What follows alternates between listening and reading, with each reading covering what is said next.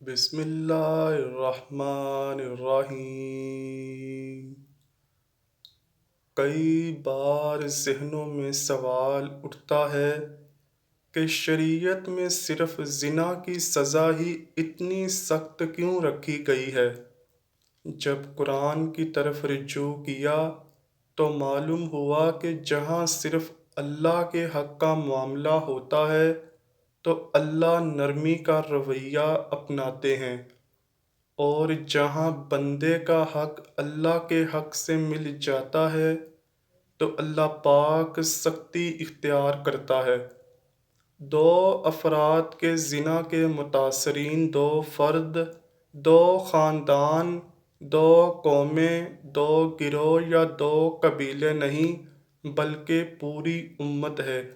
قتل کے گناہ کی سزا بھی قتل ہے، جیسا کہ قرآن مجید میں ارشاد ہے، جس نے ایک انسان کو قتل کیا اس نے پوری انسانیت کو قتل کیا۔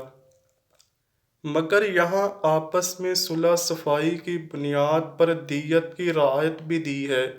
چوری کی سزا ہاتھ کاٹنا، قتل کی سزا قتل، مگر زنا کی سزا یوں بھی اپنی شدت میں بڑھ کر ہے کہ جب یہ چھپ کر نہیں بلکہ سرِ عام مجمع میں دینی ہے، اور ہر پتھر جسم پر ایک زخم بنائے گا جب تک کہ جان نہ نکل جائے۔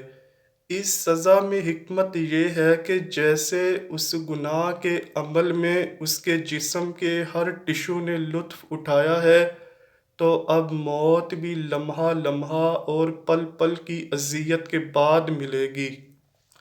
یعنی زانی جب تک اپنے خون میں غسل نہ کرے اس کی توبہ قبول نہ ہوگی۔ مگر کیا اللہ پاک اتنے ہی بے انصاف ہیں کہ ایک گناہ کی اتنی بڑی سزا رکھ دی مگر اس سے بچنے کی کوئی ترکیب یا طریقہ نہ سکھایا؟ نہیں، ایسا ہرگز نہیں ہے۔ اللہ پاک نے اس امت کو اپنے نبی صلی اللہ علیہ وآلہ وسلم کے واسطے سے قرآن و حدیث کے ذریعے اس گناہ سے بچنے کے لیے پورا پلان پیش کیا ہے۔ احکامات کی پوری لسٹ ہے، کام کرنے یا نہ کرنے کی مکمل فہرست ہمیں مہیا کی گئی ہے۔ آئیے ان سب کا جائزہ لیتے ہیں۔ پہلا حکم، استئذان یعنی اجازت طلب کرنا۔ کسی کے گھر یا کمرے میں بلا اجازت مت جاؤ۔ بھائی بہن کے، باپ بیٹی کے، ماں بیٹے کے کمرے میں جانے سے پہلے بھی اجازت طلب کرے۔ شریعت اس طرح ہمیں مزاج سکھا رہی ہے، اور آج اس حکم پر عمل نہ کرنے سے محرم رشتوں میں بھی خرابیاں آ رہی ہیں۔ گھر میں دو حصے رکھیں، پرائیویٹ رومز یعنی ذاتی، کامن رومز یعنی عام پرائیویٹ کمروں سے محرم اجازت سے، اور اجنبی بالکل مت جائیں تاکہ ایک دوسرے کو نامناسب حالت میں کبھی دیکھ ہی نہ سکیں۔ اسی لیے مہمانوں کے لیے الگ الگ کمرے یعنی ڈرائنگ رومز وغیرہ ہونے چاہیے تاکہ مرد ہی مردوں کو خوش آمدید کہیں، کزنز ہوں یا سسرالی رشتہ دار۔ مگر المیہ یہ ہے کہ ہمارے ہاں کزنز کھلم کھلا فیملی کزنز کے کمرے میں جاتے ہیں، چھیڑ خانی ہوتی ہے اور ہنسی مذاق اور آؤٹنگ چل رہی ہوتی ہے، اور اسی دوران شیطان اپنا وار کرتا ہے۔ اور عورتیں یاد رکھیں کہ مرد زبردست اور عورتیں زیر دست ہوتی ہیں۔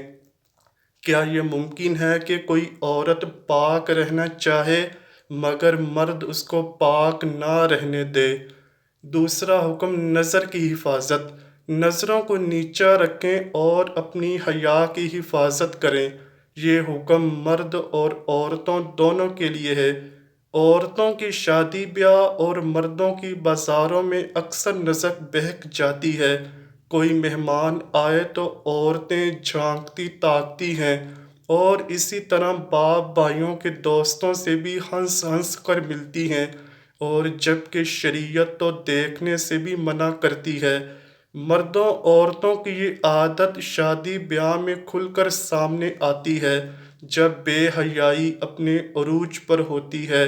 دو اندھے اگر آمنے سامنے بیٹھے ہیں تو ان کو نہیں معلوم کہ سامنے والا کیسا ہے، کتنی عمر کا ہے، مگر شریعت ایک بینا اور اندھے کو بھی آمنے سامنے بیٹھنے سے منع کرتی ہے، جیسا کہ حضرت عبداللہ بن مکتوم رضی اللہ تعالی عنہ والی حدیث سے ثابت ہے کہ عورتوں اور مردوں کو کئی بار مجبوری میں بات کرنی پڑتی ہے، جیسے بازار وغیرہ، تب شریعت چہرے پر نظر ڈالنے سے منع کرتی ہے۔ صرف پردہ کرنا مسئلے کا حل نہیں بلکہ نظر بھی جھکانی ہے۔ امام غزالی فرماتے ہیں کہ نظر سوچ کے اندر تصویر لے جاتی ہے، یہ تصویر خواہش میں بدل جاتی ہے، اور پھر یہی خواہش ہے جو بے حیائی کا راستہ دکھاتی ہے۔ تیسرا حکم، زینت کو چھپانا۔ پردہ اور چیز ہے اور زینت اور چیز۔ عورت کے اعضائے زینت نماز میں چھپائے جانے والے اعضاء ہیں۔ کوشش کریں کہ اس فتنے کے دور میں محارم سے بھی زینت والے اعضاء چھپائے جائیں۔ اپنے سینے اور گریبان کو خصوصاً ڈھانپیں۔ مرنے کے بعد اللہ پاک 4 کپڑوں میں عورت کو ڈھانپ کر قبر میں بھیجنے کا کیوں کہتے ہیں؟ لیکن اب یہاں عورتوں نے زندگی میں 2 کپڑوں کا لباس معمول بنا لیا ہے۔ اب تو بوتیکس بھی دوپٹے آرڈر پر تیار کرتی ہیں، کیونکہ عورتیں 3 کپڑے بھی پہننے پر راضی نہیں۔ مسلمان عورت کا غیر مسلم عورت سے بھی نماز والا پردہ ہے، یعنی سوائے چہرے، دونوں ہاتھ اور پاؤں کے باقی جسم چھپانا ہے، مگر یہاں تو ویکس بھی کروائی جاتی ہے اور فیشلز بھی۔ مرد حضرات پبلک یا گھر میں شارٹس نہیں پہن سکتے۔ آپ حیادار ہوں گے تو گھر کی عورتیں بھی اپنی حیا کو مقدم رکھیں گی، ورنہ سب سے پہلے بگاڑ گھروں کے ماحول سے شروع ہوتا ہے۔ ماؤں اور بہنوں کی نامناسب لباس گھر کے لڑکوں میں حیا کی کمی کی وجہ بنتے ہیں۔ یاد رکھیں، جب عورت نے اپنے سطر کا خیال نہ رکھا تو محرم کا دشمن بن جاتا ہے۔ جب اللہ کی مقرر کردہ حدود کا خیال نہیں رکھا جائے گا تو باپ بیٹیوں کو خود پہ حلال کر لیں گے۔ خدا را اپنے گھروں سے فسق کا معاملہ ختم کرے۔ چوتھا حکم، بیوہ یا مطلقہ کا نکاح۔ ان کے نکاح کا مقصد معاشرے کو پاک رکھنا ہے، کیونکہ بیوہ یا مطلقہ ازدواجی زندگی کے دور سے گزر چکی ہیں اور ان کے نکاح میں تاخیر یا انکار معاشرے کے بگاڑ کا سبب بن سکتی ہے۔ یہ حکم اس مرد کے لیے بھی ہے جس کی بیوی مر جائے یا وہ طلاق دے دے۔ یاد رکھیں، شادی پر اصرار وہی مرد کرتا ہے جو پاک رہ کر صرف بیوی سے سکون حاصل کرنا چاہے، ورنہ معاشرہ بھرا ہوا ہے ایسے غلط لوگوں سے جو شادی کو بوجھ سمجھتے ہیں، کیونکہ انہیں اس بوجھ کو گلے میں ڈالے بنا ہی سب کچھ مل رہا ہوتا ہے۔ اللہ پاک نے اسی لیے اجازت بھی دی ہے کہ ایک سے خواہش پوری نہیں ہوتی تو 2 شادیاں کرو، 3 کرو، 4 کر لو۔ اس میں بیوی کی اجازت بھی شرط نہیں۔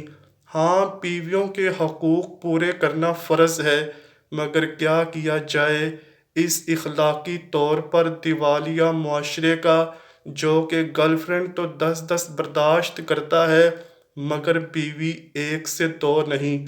اسی طرح بیوہ یا مطلقہ کی شادی پر ایسے بے شرم تبصرے اور اعتراضات کیے جاتے ہیں کہ اللہ کی پناہ۔ پانچواں، نکاح میں تاخیر نہ کی جائے۔ ہم گھروں میں کیبل لگوا کر کھلی آزادی دے کر کو ایجوکیشن میں پڑھا کر پھر اپنے بچوں میں رابعہ بصری اور جنید بغدادی ڈھونڈنے کی توقع کرتے ہیں تو پھر ہم احمقوں کی جنت میں ہیں۔ نوجوان لڑکا لڑکی جب یونیورسٹی کے آزاد اور روشن خیال ماحول میں پڑھیں گے تو ان کو تعلق بنانے سے کون روکے گا؟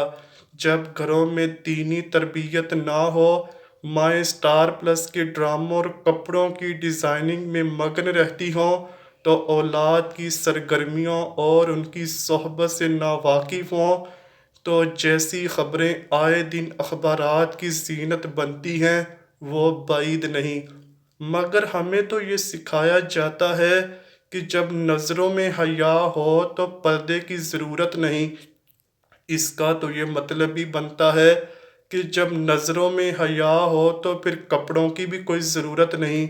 یہ اللہ کا اپنے محبوب کی امت پر خاص احسان ہے کہ اس نے ہم پر پچھلی قوموں کے تمام گناہ دیکھ کر بھی ہمیں غرق نہیں کیا، ورنہ بنی اسرائیل کے لوگ تو بندر بنائے گئے اور خنزیر بھی۔ توبہ کے دروازے بند نہیں اور نہ ہی رب کی رحمت مدھم ہو گئی ہے۔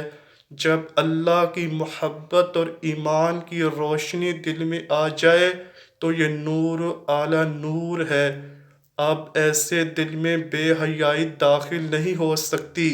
ایمان کا نور لینا ہے تو ان گھروں میں جا کر بیٹھ جاؤ جہاں صبح و شام اللہ کا ذکر اور تسبیح و پاکی بیان ہوتی ہے، یعنی مسجدیں۔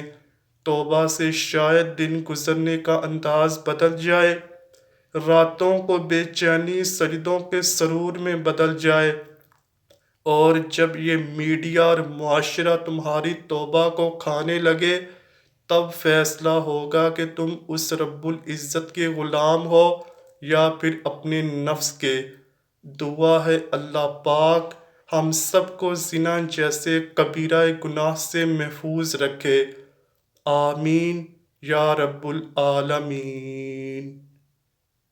امید کرتا ہوں کہ آپ کو ویڈیو ضرور پسند آئی ہوگی۔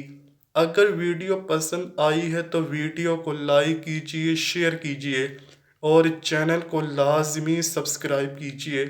ملتے ہیں اگلی ویڈیو میں، تب تک کے لیے اللہ حافظ۔